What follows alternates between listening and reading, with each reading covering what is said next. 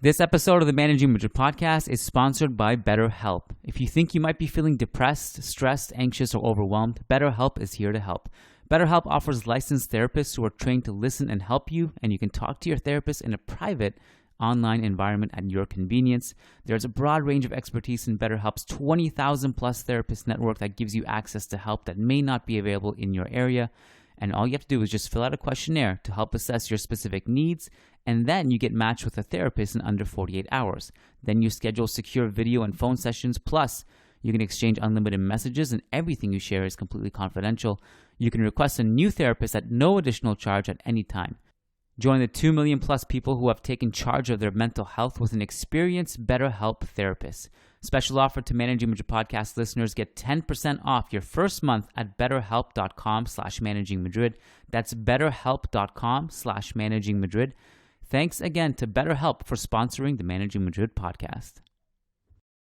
Nice article in the Managing Madrid blog. Wonderful lads that do a great job there. Worth reading about that man there. Karim Benzema needs to rest, and the numbers reveal why. Times ended up almost looking like a 6-3-1. Some very good writing about that on the Managing Madrid website. First rate podcast as well. Of course, Fede Valverde was a huge part of the equation.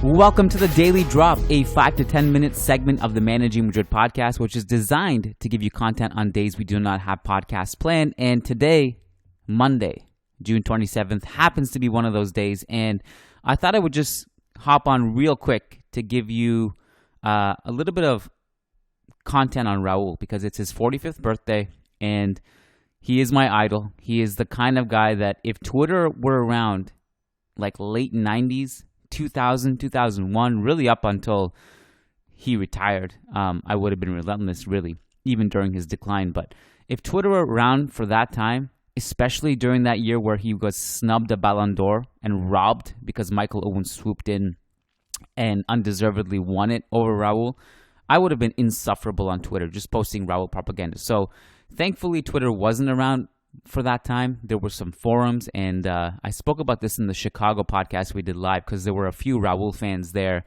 And funny enough, one of the guys, Slobodan, who, if he's listening to this podcast, shout out to Slobodan, he remembers me from forums when I was like a 12 to 13-year-old posting Raul propaganda. And he actually was at that podcast, and he was like, and you know, so I've actually known him from the forums from that time, and we actually met for the first time in person in Chicago. Anyway, so I was that guy. I was the kid that would drive you nuts. And on some level, that's part of the reason why I have some sympathy and empathy with the kids on Twitter these days who drive me nuts. I'm like, I kind of get it. I used to be that guy. So I would have been insufferable. So thankfully for everyone, that wasn't around. But he was my idol. And he was like the one guy in life that, you know, I really loved that wasn't my family member or a friend or someone I knew personally. He was the guy that I worshipped, had posters of him. And around that time, late 90s, it wasn't easy to get Raul posters. So sometimes I would just print out these pages from my printer of Raul pictures. And my parents would get so frustrated because I would just drain the ink, like, every single pixel in full color, just ink. And it would take like an hour to print. And it was like, an old school printer. And the next day, my parents wouldn't have like ink to print stuff for themselves. So I would have Raul posters like that were basically handcrafted and have them up all over my room. So I was that guy. I really love Raul. I know that really depending on the era and the timing of when you became a Real Madrid fan, everyone will have their guy. Before me, Eduardo, I think, had Butragueño as the guy he really loved. You fast forward, a lot of people had Cristiano Ronaldo. Matt Wiltsey had David Beckham, and that's what brought him to the club. And so everyone will have that guy. And a lot of people had Raul as their guy. And for me, it was Raul all day, every day. I loved him. I loved him a lot. And I just wanted to hop on and say a few words about him because, he's the kind of guy, and I see people asking about him periodically because, they didn't really get to see him play, or maybe they coincided with his decline. at the tail end of his Real Madrid career, where he had that 1 year where he overlapped with Cristiano Ronaldo and co. It was a very brief overlap, but it existed. And they saw that version of him, and they were like, what's the big deal with this guy? Well, if you take his peak, which is from 1998 to 2003, and I think the peak of his powers was 2001, really. He was the type of Madridista that you would go to war with. You know, we speak so much about the trust we have in the leadership of Luka Modric, in Karim Benzema, and these guys. And Sergio Ramos, like these guys, these are the guys you want on the field in a big game in the Champions League final. Raul was up that ilk, and maybe no one had it better than him at his peak. And everyone asks, like, what was his talent? Is it true that he wasn't that talented? I think like it's a little bit of a discredit to him to kind of label him as this guy who just only worked hard and wasn't that talented.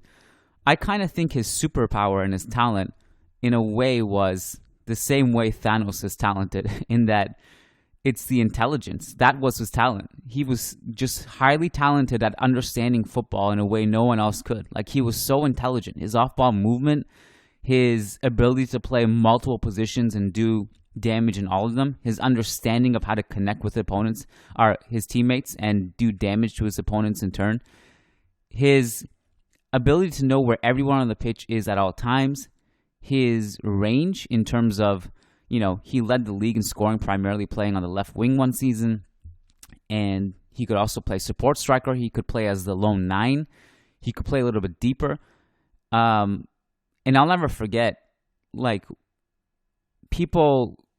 I remember we put out a video on Managing Madrid a few years ago, which I think was the guy who put it all together. It was brilliant work. It was really special work. It was 2017 or that range where he put out a video on Benzema's off-ball movement and defensive ability. Defensive ability in particular was highlighted in that video. And it was around the time where Benzema wasn't scoring goals, and a lot of people in the fan base just hated him. They wanted him out. And a lot of people took issue with that video, saying, like, forwards aren't supposed to do defensive work. Like, stop pushing this agenda or whatever. And I remember very vividly, a few people actually name drop Raul. Like, do you think Raul defended? Do you think Raul's job was to defend? He, like, not really knowing anything about anything. And the response was very easy. Like, yeah, actually Raul was unbelievable defensively. That guy worked his ass off. Like, no system was ever out of whack with Raul as your forward, because that guy pressed like a maniac. He dropped deep. I mean, in a lot of ways, him and Benzema are very similar, because they both have the incredible link-up ability and also the incredible defensive ability, and both were lethal finishers at their peak and could create, could drop to both wings, could link up with the other superstars. And it's really incredible to see Raul kind of line up. You know, there were games where you had Figo, Zidane, Raul, and Ronaldo Nazario all on the pitch, all four of them. And how the hell do you balance that? Well, one is that you have Makelele behind them, and Helguera too. Like, the double pivot of Makelele and Helguera, by the way, might be the most underrated midfield partnership in club history. Those two were incredible together. And one of the greatest sins in Real Madrid history was the separation of that midfield duo, selling Makelele and then putting Helguera as a center back because you had no other defenders. If they had to just double down on Makelele and Helguera double pivot, I think the Galactico era wouldn't have ended prematurely in 2003. I think it would have been extended. And, you know, there was a video that Real Madrid posted a few days ago. Was the day of Real Madrid's 29th year La Liga title, I believe it was, on the day they won that title. And just reminiscing on that season was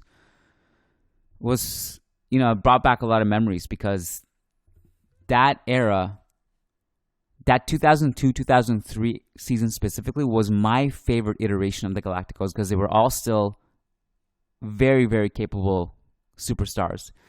And they still had some tactical balance, and they almost won the double. The only reason they didn't is, still pains me to say, that Figo missed a penalty in Turin. That was the margin of error, and they almost made it to the final to play Milan that season. I'm not sure if they would have beaten Milan to be honest. But, they did lose to that Milan team in the group stages. They also beat them later on that same group stage, but that was after Milan had already qualified from the group and they weren't playing their full-strength team.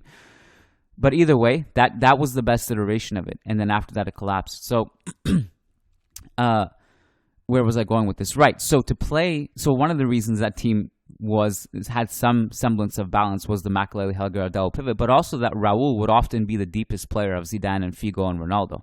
He would be behind all three of them at times, doing so much work. And if you don't believe me, go back and watch one of my favorite games in Real Madrid history. That was Real Madrid's 3-1 win over Manchester United in the first leg of the Champions League. Oh boy, I should know this off the top of my head. I've watched this game so many times. I think it was quarterfinals. And obviously in the second leg, that was the game where Real Madrid had the famous Ronaldo Nazario hat-trick at Old Trafford. Raul missed that game. And but the first leg was some of the most beautiful football I've ever seen Real Madrid play. And Raul in that game was incredible. Zidane was incredible. Figo was incredible. I mean, that basically the entire Manchester United media, the team, the players, the fans basically submitted to the greatness of Real Madrid. We're like, these guys are just from another dimension. These guys aren't real. And that was one of my favorite kind of games, I think, if you're going back since I started watching the team in 1998. All right, so there's that. I also wanted to rewind a little bit and talk about Raul from the very beginning, because I think it's a very interesting trajectory and also interesting because it highlights what his mindset was. And if you want further info on this, right now it's about 11 a.m. Eastern on Monday. So I actually might write something before I go to bed tonight on Raul. It might not be like the 3,000-word classic article, but I might actually just open up the laptop and write something. No promises. I'm going to head to the gym in a bit and then come home and then think about it, spend some time with the kids. And if I put it out, it's going to be before, like when you wake up Tuesday morning, or if you're up on the West Coast on Monday night, you might see it. Or you might not. I don't know. It really depends on how I feel. I'm saying it publicly because I'm kind of trying to speak it into existence and hold myself accountable a little bit. And also for further reading, I've written 2 massive articles. One is if you Google why Raul is the most iconic footballer in Spanish football history, or one of the most iconic. That's written by me. You'll see it. That was a few years ago. And I also more recently, a couple years ago, I wrote an article about Raul's time at Schalke, which was very interesting because it was a resurrection of his career where he was awesome. And I interviewed Julian Draxler and Felix Magath for that one. But the reason I wanted to bring it back to like his debut days is because I think it highlights his mentality. Because the famous story of him is that he's a 17-year-old kid, and Jorge Valdano at the time was managing the team, and he was in this dilemma. They were playing an away game at Zaragoza, and they were kind of short on numbers. And Raul says to Valdano as a kid, quote, if you want to win, play me. If not, put someone else in. And I think that quote is emblematic of who Raul was. He was the guy like you would really want to go into war with. He was reliable in big games. He was an assassin against Barcelona in like every Clásico. He was incredible in Champions League games. If you go Google Kiyan Sobhani, the Real Madrid Vault, I have a list of videos of some of my favorite Raul moments. A lot of those are in big games. His numbers in the Champions League speak for themselves. And he showed up in every Champions League final that Real Madrid played in, except for the La Septima, which was the Mijatovic goal. And he was a kid then. So that quote was interesting because, to elaborate on this, Raul in that debut game pretty much did everything except for score. And his finishing was woeful. He missed an open net, and then another occasion he rounded the keeper. He missed that. He had another breakaway where he shot it right at the keeper.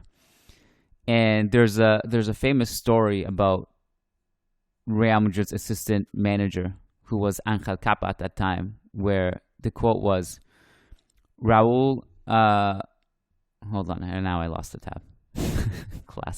Classic Kiyan mistake on a podcast. But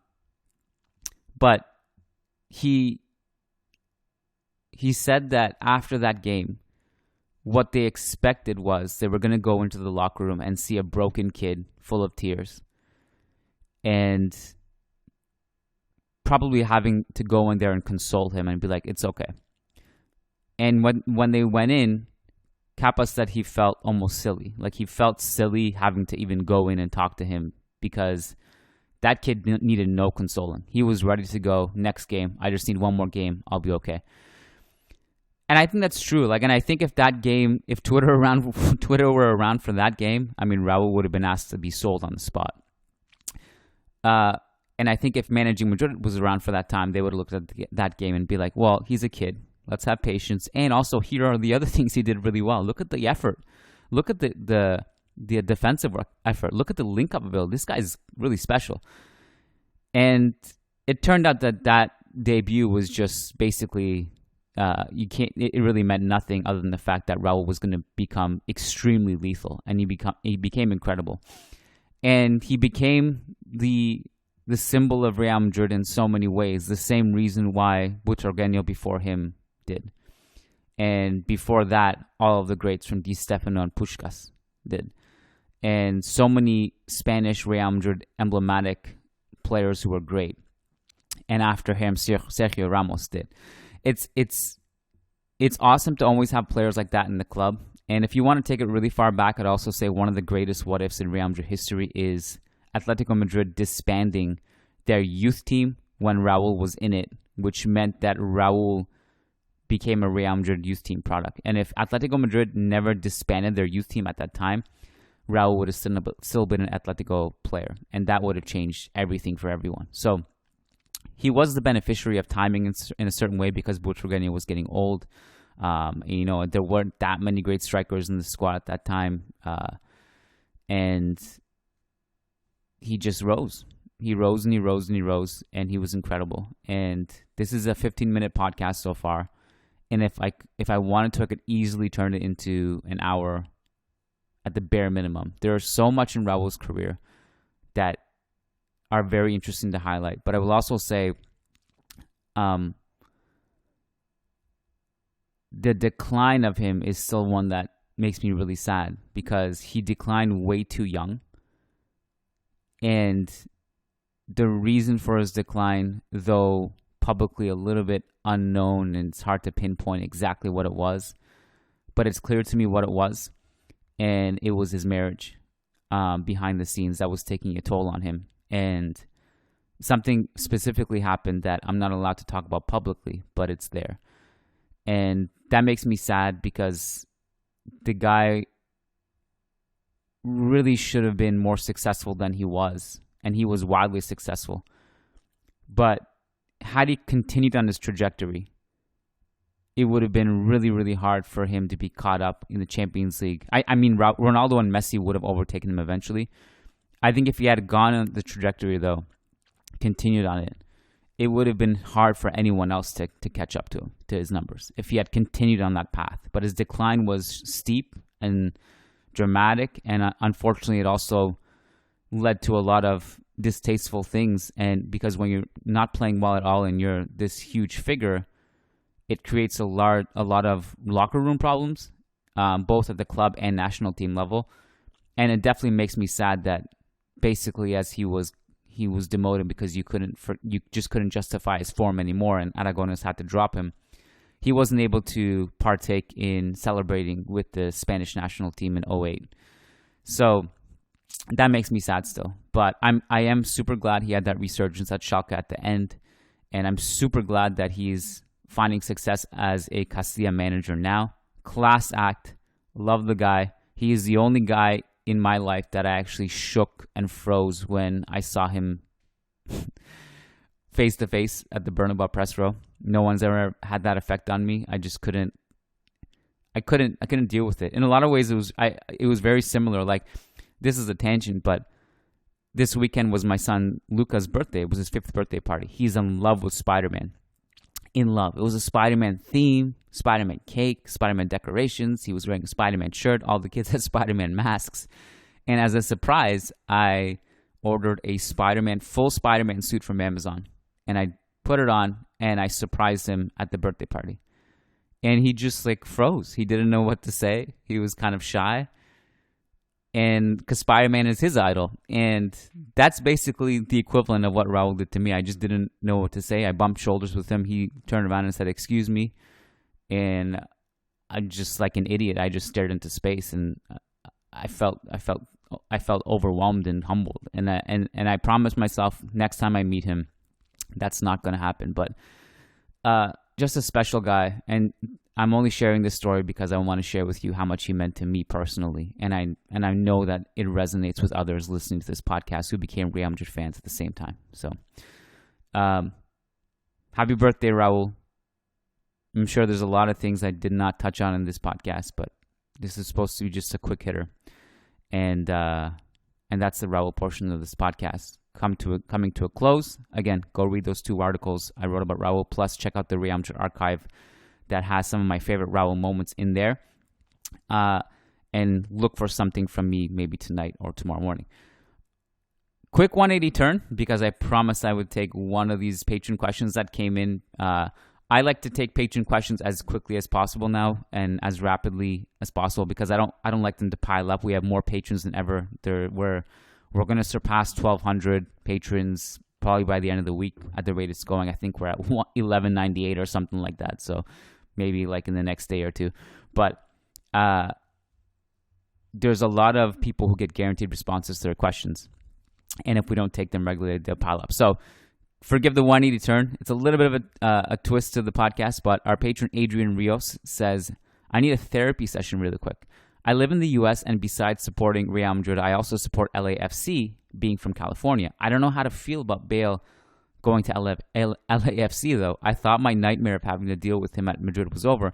I wanted to get your guys' thoughts on the deal and if you think there's any hope for him to put in efforts and revive his career the way Zlatan did when he went to the MLS." Well, Adrian, actually, first of all, congrats to you and all of LAFC for getting Gareth Bale. I had dinner with Christian Paredes, if you're listening, who was one of the founding members of the Peña Madridistas Sur de California, and at that dinner table was one of the LAFC supporters, the supporter group. He was the main guy, the founder of it. And I saw that recently he had an interview with Sky Sports to talk about Gareth Bale's arrival, and just super happy for him. Just a fantastic human, and so congrats to all you guys. And I think, Adrian, you should really embrace it and have fun with it. I mean, how rare is it to have a Real Madrid legend come to your city after they leave the club and play for that team? Go to the games. Go to the games. Enjoy it. Now, I will say this: I would be careful not to get too many tickets in advance because you never know with Gareth Bale's injury record and history if he's going to even be available to play that game that you're going to. So maybe you can do it last minute. Maybe check some scalpers and see if it's. I don't know how easy it is or how hard it is. I know LAFC has a huge cult following who will probably all over the season tickets. But just a precaution, I'd also get seasonal passes to every golf course you can in LA because I think you'll have more of a chance of running into him that way. But have fun with it, man. Enjoy it. You know, Bale, if he plays, I think he's going to tear that league apart, to be honest with you. And I think he'll take it pretty seriously. And if not, I think he'll be playing without much pressure because really he just wants to stay match fit for the World Cup. So enjoy it, man. Don't be conflicted by it. Just have fun with it and embrace it. So those are my 2 cents. All right, I'm going to wrap it here. Thanks to Adrian for submitting the question, and thanks to all of our patrons over on patreon.com/managingmadrid. Tomorrow we have an exclusive show that goes up every Tuesday night. It's called Tuesday Tapas with myself and Matt Wiltsey. If you want access to that and more bonus shows, go to patreon.com/managingmadrid. It's $3 minimum to get in. You get access to every single previous podcast, plus all future podcasts. And you also get a discount code to book your spot to our live podcast. So we got Las Vegas and San Francisco coming up. If you want to book your spot and you want the discount code, maybe it's a good way to join the Patreon page, because your discount code basically pays for itself right away with your membership, and if you're attending the podcast, you save money there. So do it, and the links to book your spot to the podcast are in the show notes. And Vegas, actually, we maxed out, but I'm going to have to find a bigger room. So we're going to open it up and just get a bigger room. So it's not a big deal, but those are the kind of things we're dealing with right now. So book your spot ASAP. Also, prices go up on July 1st. So we want to see you guys inside Patreon, but also inside the physical room where we're going to have a big Madridista party, and you can connect with other Madridistas if you're going to those preseason games. Thanks, guys. Appreciate your time, and Hala Madrid.